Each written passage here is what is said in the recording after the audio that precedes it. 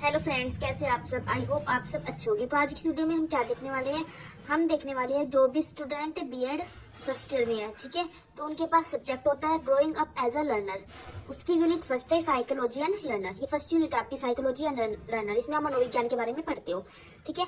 इस वीडियो में मैं आपको जो है यूनिट फर्स्ट के कंप्लीट नोट्स दिखाऊंगी। आपको क्या करना है, वीडियो को पॉज करना है, अपने नोट्स बना लेना, अच्छे से समझना है, ठीक है। तो चलिए करते हैं वीडियो को स्टार्ट। सबसे पहले हम देखेंगे साइकोलॉजी, मनोविज्ञान होता क्या है। सबसे पहले आपको इसकी परिभाषा जाननी होगी। प्राचीन समय की तुलना में आजकल विद्यालयों महाविद्यालयों में मनोविज्ञान का जो प्रचलन है वो बढ़ गया है।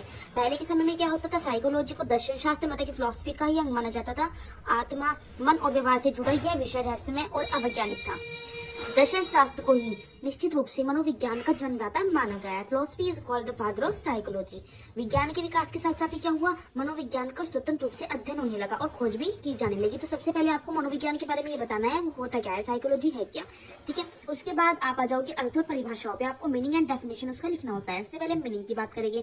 मनोविज्ञान जो है आंग्ल भाषा के शब्द साइकोलॉजी का हिंदी रूपांतरण है। साइकोलॉजी ग्रीक भाषा के दो शब्द से मिलकर बना है, साइको प्लस लोगो। साइको मतलब होता है आत्मा, लोगो मतलब होता है ज्ञान, मतलब आत्मा का अध्ययन। हम इसमें क्या करते हैं, आत्मा का अध्ययन करते हैं, स्टडी ऑफ द सोल। अब देखते हैं परिवर्तन की अवस्थाएं। तो साइकोलॉजी की परिभाषाओं में आने वाले परिवर्तनों की 4 अवस्थाएं है। पहली कौन सी हो जाती है, फर्स्ट स्टेज। मनोविज्ञान को आत्मा का अध्ययन करने वाला विषय बताया गया है, किसमें, फर्स्ट स्टेज में। और सेकंड स्टेज में क्या बताया गया है, इसको कहा गया है मन का विज्ञान। थर्ड स्टेज की बात करते हैं तो इसमें चेतना का विज्ञान कहा गया है। इसको सर्वप्रथम विलियम जेम्स ने 1890 में प्रकाशित पुस्तक मनोविज्ञान का सिद्धांत, तो मनोविज्ञान के सिद्धांत किसकी पुस्तक है, विलियम जेम्स की, मनोविज्ञान को चेतना का विज्ञान बताया। इससे पहले देखें तो विलियम वुंट ने जर्मनी के शहर लिप्जिंग में 1879 में विश्व की सबसे बड़ी प्रयोगशाला बनाई। इन्होंने चेतना के विज्ञान की परिभाषा का भी समर्थन किया था। फोर्थ स्टेज की बात करते हैं तो 19वीं शताब्दी में इन्होंने व्यवहार का नियम आया। पहला प्रयत्न किसने किया, अंग्रेज मनोवैज्ञानिक विलियम जो है मैकडूगल ने किया 1905 में। मनोविज्ञान एक विज्ञान है। इन्होंने कहा मनोविज्ञान क्या है, एक विज्ञान है जिसका उद्देश्य सभी प्रकार से किसी प्राणी के व्यवहार का नियंत्रण करने और उसे अच्छी तरह समझने में सहायता प्रदान करता है। ये मैकडूगल ने कहा है। आजकल मनोविज्ञान का संबंध व्यवहार की वैज्ञानिक छानबीन से है। ये किसने कहा है, ये एनएल मन ने कहा है, और ये लिखा है किस सन में इन्होंने कहा है, ठीक है। मनोविज्ञान व्यक्ति के क्रियाकलापों को उसके परिवेश के संदर्भ में किया जाने वाला अध्ययन है। वुडवर्थ ने कहा है, और किसने कहा है, मार्कस ने। 1945 में वुडवर्थ ने कहा, सर्वप्रथम मनोविज्ञान ने अपना आत्मा का परित्याग किया और फिर मन और चेतना को भुला दिया। अब भी व्यवहार से क्या है, यथाविधि बना हुआ है। तो ये सब क्या है, ये सब आपकी फोर्थ स्टेज में आ जाता है। अब आ जाती है डेफिनेशन में, जैसे क्रो एंड क्रो ने क्या क्या है कि मनोविज्ञान मानव व्यवहार और मानव संबंधों का अध्ययन है, ठीक है। इतना आपने ये बता दिया मनोविज्ञान के बारे में। अब बात कहाँ की करेंगे, मनोविज्ञान की प्रकृति। नेचर ऑफ साइकोलॉजी तो क्रमबद्ध और सुव्यवस्थित है, सत्य की खोज पर बल देती है, खोजी प्रकृति है, सिद्धांतिक और प्रयोगात्मक पक्ष आते हैं। इसके स्कोप कहाँ पे है, सामान्य विज्ञान आ जाता है, असामान्य मनोविज्ञान, निदानिक मनोविज्ञान, सामाजिक मनोविज्ञान, औद्योगिक मनोविज्ञान, विकासात्मक मनोविज्ञान, शिक्षा मनोविज्ञान, बाल मनोविज्ञान, पशु मनोविज्ञान, परा मनोविज्ञान, जिसको पैरा साइकोलॉजी भी कहते हैं। इसमें क्या होता है, वैज्ञानिक विधि का उपयोग करके जांच का प्रयत्न कि मृत्यु के बाद भी मनोवैज्ञानिक क्षमताओं का अस्तित्व रहता है या नहीं। अपराध मनोविज्ञान, प्रयोगात्मक मनोविज्ञान, इनके बारे में हम अभी डिटेल से पढ़ेंगे कि इन सब में होता क्या है। मनोविज्ञान की उपयोगिता की पहले हम बात कर लेते हैं। कहाँ का उपयोगिता है, तो शिक्षा के क्षेत्र में, आत्म विकास में, विश्व शांति में, सैन्य विज्ञान में, निर्देशन और परामर्श में, राजनीति के क्षेत्र में, चिकित्सा के क्षेत्र में, व्यापार, कानून और अपराध के क्षेत्र में इसकी उपयोगिता। बात कर लेते हैं सबसे पहले हम सामान्य मनोविज्ञान की। तो मनोविज्ञान की शाखा में सामान्य परिस्थिति में आचरण करने वाले व्यक्तियों का अध्ययन किया जाता है। वंशानुक्रम और वातावरण, व्यक्तित्व, बुद्धि, मानसिक क्रियाओं का अध्ययन होता है। सामान्य व्यक्ति के व्यवहार और गतिविधियों का अध्ययन इसमें किया जाता है।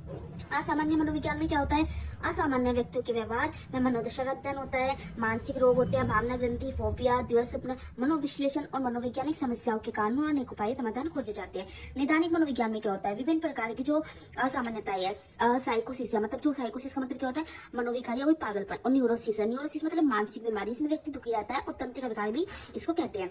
इनके उपचार में निदानिक मनोविज्ञान का उपयोग किया जाता है। निदानिक मनोविज्ञान को कह सकते हैं कि मानसिक स्वास्थ्य से जुड़ी समस्याओं के निदान में। जो फ्रायड है इस मनोविज्ञान के क्या है, प्रमुख विज्ञानी। सामाजिक मनोविज्ञान में क्या होता है, सामाजिक परिवेश का व्यक्तित्व पर क्या प्रभाव पड़ता है, सामाजिकरण की प्रक्रिया, नेतृत्व, शहरी भीड़, प्रेरणा, सामूहिक क्रियाओं का अध्ययन किया जाता है। समाज में रहने वाले व्यक्ति की गतिविधियों का अध्ययन भी सामाजिक मनोविज्ञान में किया जाता है। औद्योगिक मनोविज्ञान की बात करती है।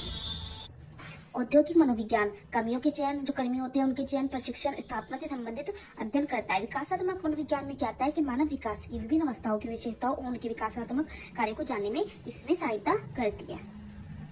शिक्षा मनोविज्ञान की बात करते हैं तो शिक्षा मनोविज्ञान एक शिक्षक को अपने विद्यार्थियों को समझने में, स्वयं के कार्यों को समझने में, सामाजिक संबंधों को समझने और शिक्षण विधियों के सुधार में सहायता करता है।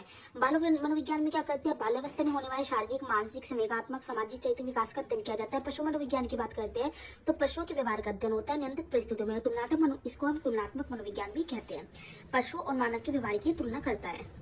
जो थॉर्नडाइक ने बिल्ली पर प्रयोग किया था, पावलोव ने कुत्ते पे किया था, स्किनर ने चूहे कबूतर पे किया था, कोहलर ने चिंपैंजी पे किया था। तो इन सब का प्रयोग जो है पशु मनोविज्ञान के अंदर ही आते हैं। पर मनोविज्ञान जैसे मैंने आपको पहले बताई दिया, नया विकसित मनोविज्ञान है। असाधारण और चमत्कारिक व्यवहारों का अध्ययन किया जाता है और उनमें ये व्यवहारों का अध्ययन करके गुत्थे को सुलझाने का इसमें प्रयास किया जाता है। इसका जो संस्थान है वो राजस्थान में है। अपराध मनोविज्ञान क्या है कि व्यक्ति की मनोदशा और व्यवहार का अध्ययन कर अपराधी का पता लगाना और अपराध के कारणों का पता लगाकर उसके आचरण में सुधार लाना अपराध मनोविज्ञान के अंदर आता है। प्रयोगात्मक मनोविज्ञान मानव व्यवहार में मानसिक प्रक्रियाओं का वैज्ञानिक प्रयोग के द्वारा विशेष मनोवैज्ञानिक प्रयोगशालाओं में अध्ययन, ये प्रयोगात्मक मनोविज्ञान के अंतर्गत आता है। अब आ जाते हैं सम इम्पोर्टेंट पॉइंट। शिक्षा की परिभाषा आपको पता होनी चाहिए। इसमें अगर आप मनोविज्ञान पढ़े हो, शैक्षिक मनोविज्ञान जैसे आप आगे पढ़ोगे तो उसमें शिक्षा के पता होना चाहिए। तो शिक्षा शब्द की जो व्युत्पत्ति है वो संस्कृत भाषा के शिक्षा धातु से हुई है। शिक्षा में आप प्रत्यय लगाकर शिक्षा बनता है। शिक्षा मतलब होता है सीखना है, विद्या प्राप्त करना। अंग्रेजी का जो शब्द है एजुकेशन, इसका जो व्युत्पत्ति हुई है वो लैटिन भाषा एडुकेटम से हुई है, जिसका क्या है, हम संधि विच्छेद करें तो ई प्लस डुको होता है। ई मतलब अंदर से, डुको मतलब बाहर निकालना। एजुकेशन का अर्थ अगर हम देखें तो अंतर्निहित शक्तियों के प्रस्फुटित होने में सहायक होना। अरस्तु के अनुसार देखें तो शिक्षा का अर्थ क्या है कि स्वस्थ शरीर में स्वस्थ मन का निर्माण करना है। सेकंड पॉइंट देखते हैं तो मनोविज्ञान को जो है आत्मा का विज्ञान किसने कहा, गैरेट ने कहा है। विलियम मैकडूगल की 2 पुस्तकें आपको याद रखनी है, आउटलाइन साइकोलॉजी है फर्स्ट। तो सेकंड की बात करें तो an introduction to social psychology. William James की पुस्तक का नाम क्या है, प्रिंसिपल ऑफ साइकोलॉजी। ठीक है, तो ये कुछ इंपॉर्टेंट पॉइंट है जो आपको याद रखना है। नेक्स्ट वीडियो में हम क्या देखेंगे, एजुकेशनल साइकोलॉजी। ठीक है, अब मैं नोट्स आपको स्टार्टिंग से दिखा रही हूँ। आपको क्या करना है, वीडियो को पॉज करना है, ठीक है, और अच्छे से अपने नोट्स देख लेना है। ये आपकी यूनिट फर्स्ट कंप्लीट नहीं हुई है, इसमें सिर्फ हमने साइकोलॉजी एंड लर्नर वाला पार्ट आपको कराया है।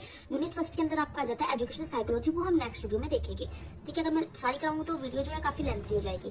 तो आज की वीडियो में इतना ही। नेक्स्ट वीडियो में मैं आपको एजुकेशन साइकोलॉजी के नोट्स दिखाऊंगी। आपको क्या करना है, वीडियो को पॉज करना है और अपने नोट्स बना लेना, उनको अच्छे से लर्न करना है एंड एग्जाम में अपना आंसर लिख देना है। वीडियो अच्छी लगती है तो आपको लाइक, शेयर एंड कमेंट करके जरूर बताना है। मैं आपको BEd first year, second year, MEd का और बीएड की साइंस सब आपको सारा कुछ कराऊंगी। तो आपको नोट अच्छे से देखने हैं और अपने कॉपी में नोट कर लेने हैं।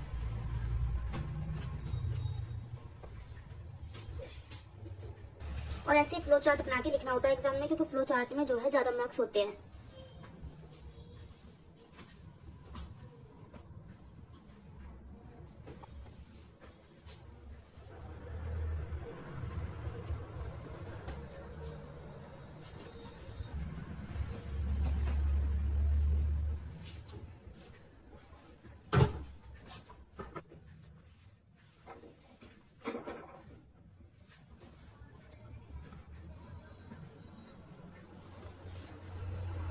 अगर आपको इन नोट्स की पीडीएफ चाहिए तो आप मुझे कमेंट्स में बता सकते हो, अदरवाइज मैं इंस्टा पे मुझे मैसेज करके बता सकते हो। मेरी इंस्टा आईडी है कीर्ति गोयल 37।